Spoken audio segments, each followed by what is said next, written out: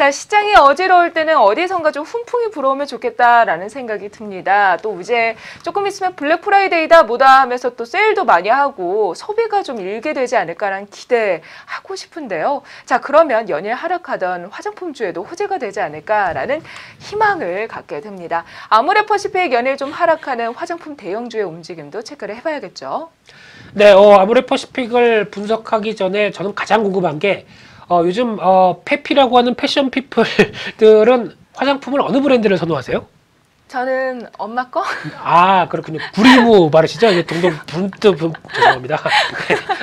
예, 그런 어떤 지금 이제 어떻게 보면은 이제 아모레퍼시픽 같은 경우도 마찬가지겠지만 LG생활건강부터 어떻게 보면 시장의 강자죠. 어떻게 보면 브랜드 이미지를 충분히 가지고 지금까지 화장품 업계를 끌고 왔다라고 하게 되면 일단 지금 업계가 많이 변하다 보니까 그를 충분히 반영을 못한다라는데 방점을 찍어야 될 것 같습니다. 그렇다는 얘기는 이번에 실적에서도 잘 발표가 되고 있는데요. 일단 영업이익이 한 760억대로 한 24% 줄었다고 하는데 일회성 비용이 한 220억이 가세됐다고 합니다. 이 일회성 비용이 뭐냐면은 대표적으로 브랜드 투자나 아니면은 인건비, 마케팅비 이런 쪽에서 조금 더 강화시키면서 나오는 부분들이 아무래도 영향을 끼쳤다고 보여지고 있는데 이게 일회성 비용인지는 아직은 모릅니다. 일단 웬만큼 잘 안 되다 보니까 오히려 투자를 강화시키겠다는 입장이다 보니까 나오는 비용인데 이런 부분들은 아무래도 이런 비용이 투자가 된 만큼 실적이 다시 끌고 나올 수 있는 연결고리가 돼야 되겠죠. 근데 아직까지는 그런 부분들이 작년 하반기부터도 계속 아모레퍼시픽의 좀 단점으로 보여진다라는 부분들인데 이 아모레퍼시픽 같은 경우 일단 기존 브랜드를 충실히 끌고 오는데 약간 좀 훼손되고 있죠. 요즘 많이 얘기하는 패스트 뷰티란 점. 특히 동영상을 보고 그 동영상과 관련돼서 저 화장품 한번 써보고 싶다. 그러면 연결돼서 바로 주문을 해버리죠. 그러다 보니까 요즘 뜨는 대세 화장품들은 약간 기존의 브랜드를 갖고 있는 화장품보다 조금 약간 좀 변화가 되기 시작하면서 좀 빨라집니다. 주기가 빨라지기 시작하고 게다가 화장품 업계 쪽으로 들어오는 기업들도 많아지고 그러다 보니까 경쟁은 커지는데 이를 얼마만큼 방어를 할 수 있느냐에 대한 부분들이라고 한다면 아마 제가 보기엔 아모레퍼시픽이 약간 투자와 관련된 어떤 방향성을 일단 앞서 말씀드렸던 시대에 맞는 쪽으로 좀 바꿔가는 게 좋지 않을까. 그렇게 되면은 일단 홈쇼핑이나 이런 쪽의 채널보다도 약간 동영상을 활용한 여러 가지 채널 쪽으로 브랜드도 좀 다변화시키면서 가는 게 맞지 않을까 생각되고 있는데 관계자분께서 보고 계시다면 저를 뽑아주십시오.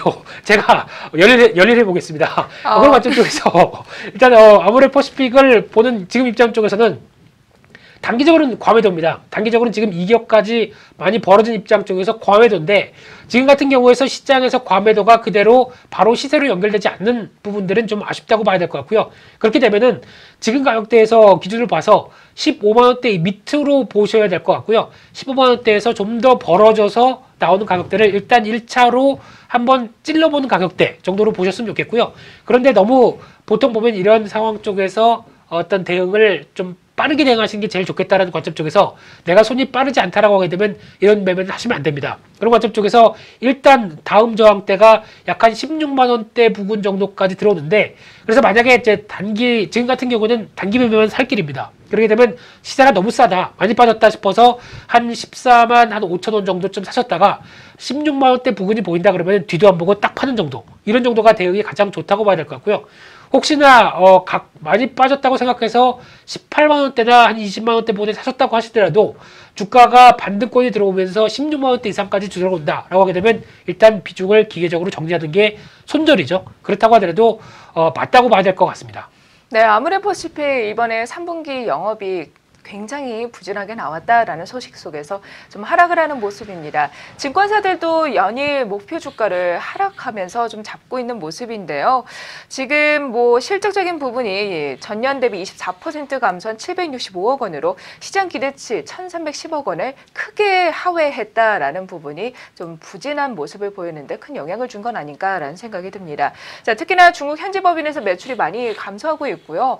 프리미엄 브랜드인 설화수의 그 매출 증대율이 20% 정도밖에 되지 않았다라면서 반면 다른 서브 브랜드의 역성장이 오히려 실적을 악화시켰다라는 부분으로 좀 체크가 되고 있습니다.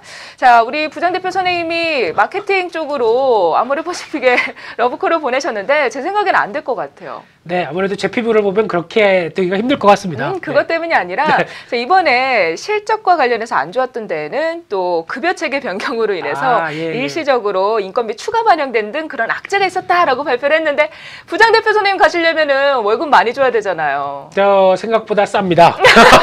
저렴할 수도 있습니다. 일단 네. 예, 연락이나 한번 해보시고 결정하시는 게 좋지 않을까 생각되는데 주식해야죠. 어딜 갑니까? 예, 여러분과 같이 주식하겠습니다. 네. 네, 아모레퍼시픽에 우리 부장대표 선생님 보내드리기에는 우리 증시 티타임이 꽉 잡고 있어야 될 것 같아요.